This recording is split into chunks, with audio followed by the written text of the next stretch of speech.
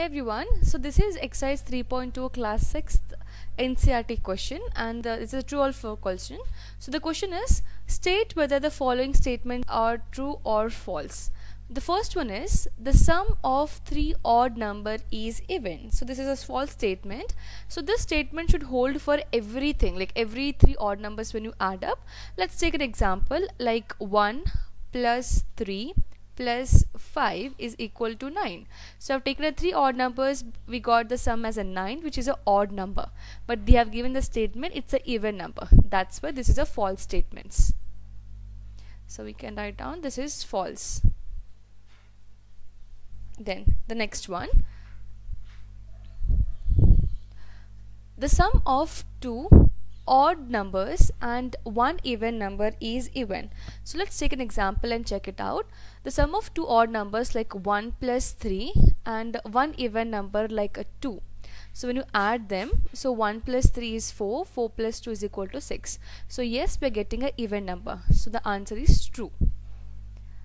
So this is, first one is false and second one is true. Then the next question, the product of three odd number is odd. So we just multiply three odd number and check if it's odd or not. So let us take 3 multiplied by 5 multiplied by one more odd number like 7. So this is 3 5 is 15, 15 multiplied by 7. So 15 multiplied by 7, if you check it out, you will get here 105, and 105 is a odd number, so the answer is true.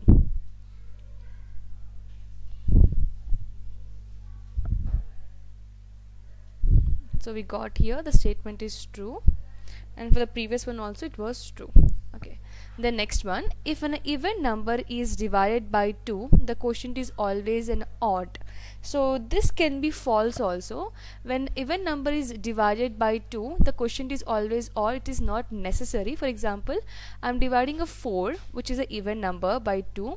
So 2 2s are 4, and the remainder we're getting a 0, and the quotient is even number in this case. So this is not necessary every time we'll get odd number. So this statement is also a false one.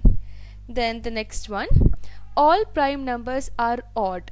So all prime numbers are odd, it's false, because 2 is one of the prime number which is an even number. So that's why this is a false statement again. Then prime numbers do not have any factor. So prime numbers do not have any factor, that's a false statement, because every prime number has a two factors, that is 1 and the number itself.